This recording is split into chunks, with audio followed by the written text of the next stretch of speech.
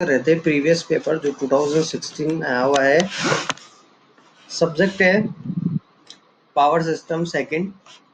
देखिए हमने first question discuss कर रहे थे, तो हमने advantage of high power high voltage transmission हमने डिस्कस कर लिया था। उसके बाद जो सेकंड क्वेश्चन है, यानी कि एक अच्छे चालक पदार्थ के क्या क्या गुण होने चाहिए, वो भी हमने डिस्कस कर लिया था। अब हम डिस्कस कर रहे हैं संचरण लाइनों में झोल पर स्पान का क्या इफेक्ट पड़ता है। देखिए, हाँ, तो फिर मैं बाद में समझाऊंगा, पहले क्वेश्चन देख लेते हैं। संचरण लाइन की दक्षता के क्या कारण हैं और रेडियल डिस्ट्रीब्यूटर। तो हम डिस्कस कर रहे हैं वन बाय वन करके। सबसे पहले मैं आपको मेरा नाम बता दूं, मेरा नाम है लोकेश कुमार जैन और हम अब डिस्कस करेंगे फैक्टर अफेक्टिंग ऑफ सेक। यानी कि जो ट्रांसमिशन लाइन है, जो वहां पर टावर लगे होते हैं, उन दो टावर्स के बीच में जो डिस्टेंस होती है horizontal, I once again repeat, the horizontal distance between the two towers, यानी कि दो टावर के मध्य जो हॉरिजॉन्टल दूरी होती है उसे बोलते हैं हम स्पान। और जो सेक होता है वो उसे बोलते हैं झोल, यानी कि जो जिस झोल पर वह कार्य करता है तो उसे बोलते हैं सेक। तो बात यह है, जो फॉर्मूला होता है सेक का वो होता है WL² upon 8T। WL² upon 8T, ये फॉर्मूला होता है इसका सेक का। अब ये क्वेश्चन के अंदर पूछ रहा है व्हाट इज द दोनों के अंदर रिलेशन क्या है सेक और स्पान के बीच में। तो पहले मैं बता देता हूं आपको, जो यहाँ पर रिप्रेजेंटेशन है वो किस प्रकार है। जो W है वो होता है wait of conductor which is used in towers. जो वहां पर कंडक्टर जो यूज कर रहे हैं, उन कंडक्टर्स का जो वेट होता है उसे बोलते हैं W। अब बात करते हैं एल। एल जो लेंथ होती है, जो दो टावर के मध्य जो हॉरिजॉन्टल डिस्टेंस होती है, उसे बोलते हैं स्पान या लेंथ। अब जो टी है, वो टी ये है, जो कंडक्टर के बीच में जो टेंशन होती है, जिस तनाव से वो बांधे जाते हैं, उनका जो कितना तनाव है या कितनी टेंशन है, उसे हम बोलते हैं टी। यानी कि टी से हम उसको रिप्रेजेंट करते हैं। अब देखिए फॉर्मूले से हमें क्या दिख रहा है। जो स्पान है, जो स्पान की दूरी का जो वर्ग है, यानी कि L² जो दिख रहा है हमें, वो directly proportional to the sag. यानी कि क्या होगा, जो स्पान यदि हम बढ़ाते जाएंगे, यानी कि दो टावर के मध्य जो दूरी होगी वो ज्यादा होगी, तो सेक भी उतना ही ज्यादा होगा। यानी कि जितनी ज्यादा दूरी होगी, झोल भी उतना ही ज्यादा होगा। दो टावर के मध्य जो वायर जिस हिसाब से झूलता है, जो उस हिसाब से उसका जो झूलन रहता है, यानी कि जिसे हम सेग बोलते हैं, वो उतना ही ज्यादा रहेगा जितना स्पान होगा, यानी कि जितनी दूरी होगी between the two towers, right. अब बात करते हैं वेट की, यानी कि जितना कंडक्टर का वेट होगा उतना ही सेग ज्यादा होगा, क्योंकि directly proportional to the weight of conductor. अब बात करते हैं टेंशन की, यानी कि टी की। जो टेंशन है, जो दो तारों के मध्य जिस तनाव से वह बांधे जाते हैं टायर, दो टावर के बीच में, उन दो टावर के बीच में जो तार होते हैं, जो वायर होते हैं कंडक्टिंग, उनका जितना ज्यादा तनाव होगा सेक उतना ही कम होगा। यानी कि स्पान के डायरेक्टली प्रोपोर्शनल होता है, वेट के डायरेक्टली प्रोपोर्शनल होता है, बट जो टेंशन है उसके इनवर्सली प्रोपोर्शनल होता है ये। तो आई होप ये आपको समझ में आया होगा। अब बात करते हैं इफिशियंसी की, इफिशियंसी ऑफ ट्रांसमिशन लाइन। देखिए, यदि जो पावर है जो ट्रांसमिट की जाती है, सबसे पहले ये समझना होगा पावर ट्रांसमिट कहाँ से कहाँ के लिए की जाती है। अब देखिए, पावर जो है सब जनरेट कहाँ पर हो रही होगी, जनरेटिंग स्टेशन पे, यानी कि पावर प्लांट पर। और वहां से इलेक्ट्रिसिटी अल्टीमेटली कहाँ तक आती है? डिस्ट्रीब्यूटर पर, जो कि घरों तक जाती है। जब वहां से पावर आती है डिस्ट्रीब्यूटर तक, तो बीच में कई फेज से वो निकलती है। तो कई बार वहां पर क्या होता है? लॉसेस होता है, कहीं पर लीकेज होती है, कई बार ट्रांसमिशन लाइन टूट जाती है। तो इन्हीं रीजंस के कारण क्या होता है? फॉर एग्जाम्पल आपके 5 मेगावाट की इलेक्ट्रिसिटी भेजी गई, तो एग्जाम्पल के तौर पे मैं आपको समझाना चाहूंगा, 5 वोट की इलेक्ट्रिसिटी का आपको भेजा जा रहा है, 5 मेगावाट का। तो आपको रिसीविंग एंड पर 5 मेगावाट नहीं मिल रही होगी, यानी कि उससे कम ही मिल रही होगी, जैसे 4 मेगावाट या फिर 4 पॉइंट समथिंग जो आपको पावर डिलीवर हो रही होगी, लास्ट में जो आपको पावर मिल रही होगी। कम मिलने का रीजन ये होता है कि दोनों के बीच में जब ट्रांसमिशन लाइन जो निकलती है, उस ट्रांसमिशन लाइन के अंदर क्या होगा? लॉसेस होंगे, जिसे हम बोलते हैं लाइन लॉसेस। तो आई थिंक आपको थोड़ा थोड़ा समझ में आ रहा होगा। देखिए, इफिशियंसी का मतलब क्या होता है? इफिशियंसी इंक्रीज होना, यानी कि जितनी पावर आपको भेजी जा रही है, उतनी ही पावर यदि आपको मिल रही है, तो इफिशियंसी आपकी क्या हो गई? 100%।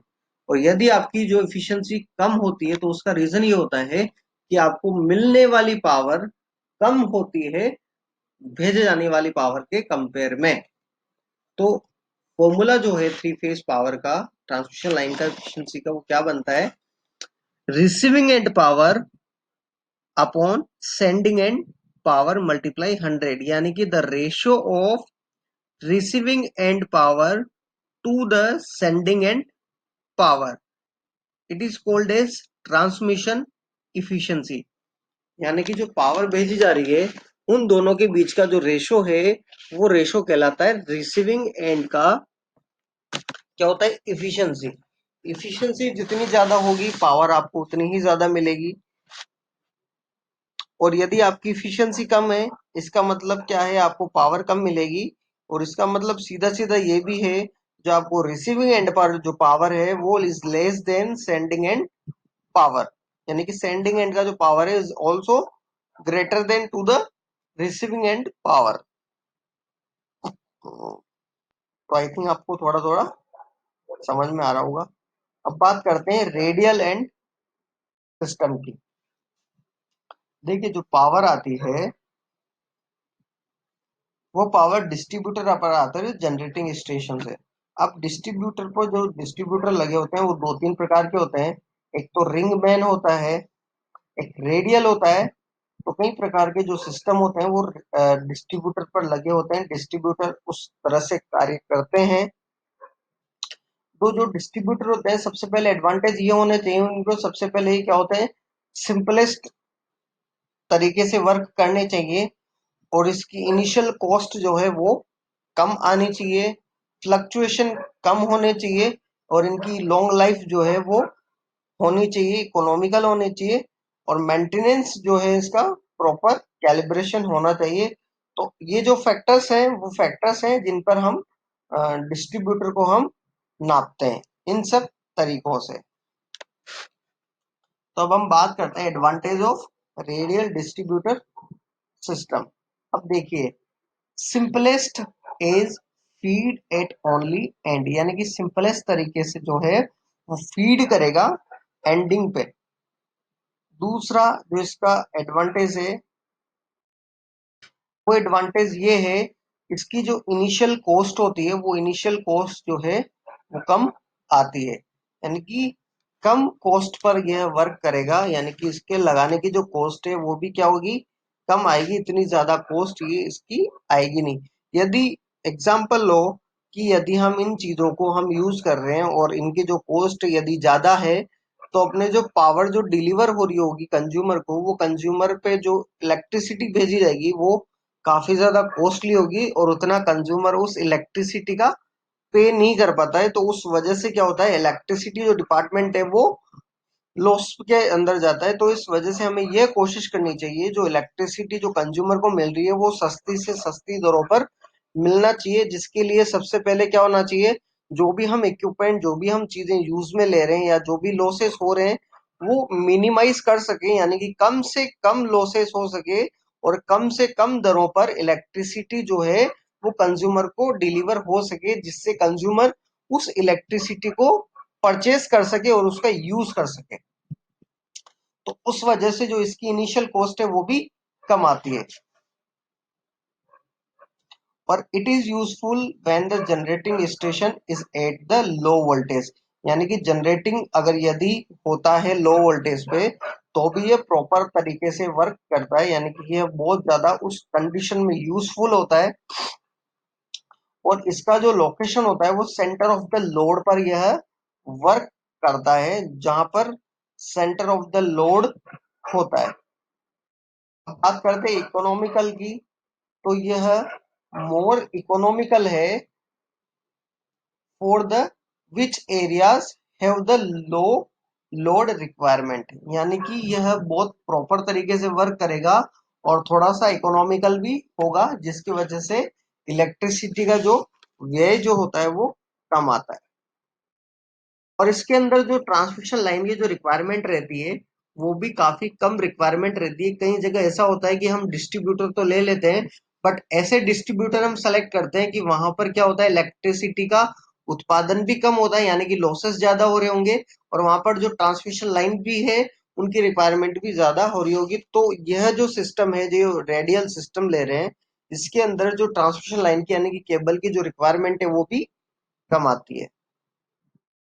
और जो सबसे मोस्ट कॉमन जो टॉपिक है वो है मेंटेनेंस। जो इसके अंदर जो मेंटेनेंस है वो मेंटेनेंस भी काफी कम देखने को मिलेगा, यानी कि इसके अंदर यदि खराबी जो होती है वो काफी कम मात्रा में होगा, और इसके जो मेंटेनेंस है वो भी काफी कम मात्रा में देखे जाएंगे। ये तो थे एडवांटेज।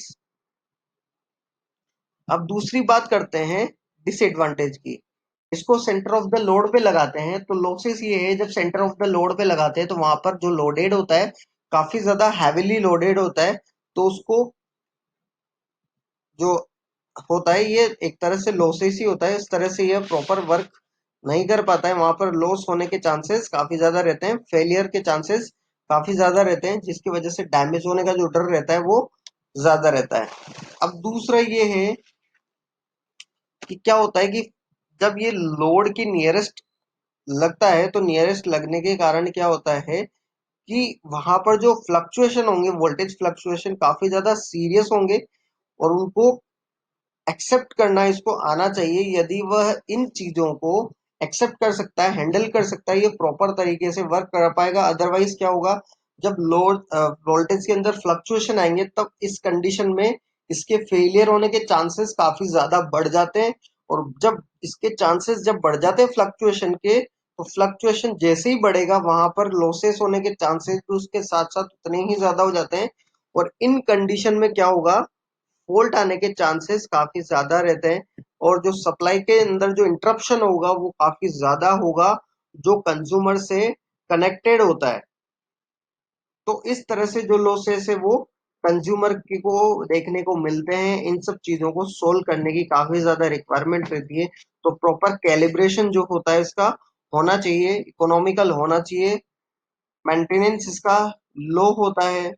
सिंपलेस्ट तरीके से हम इसको वर्क करा सकते हैं, as a good distributor system हम इसे कह सकते हैं, जो इसको हम कहते हैं। तो आई होप ये आपको दो तीन टॉपिक समझ में आए होंगे। नेक्स्ट वीडियो लेक्चर में हम फिर से कुछ नया टॉपिक लेके आएंगे। आई होप आपको समझ में आएगा। Please share and comment this video. Thank you for listening. नमस्कार।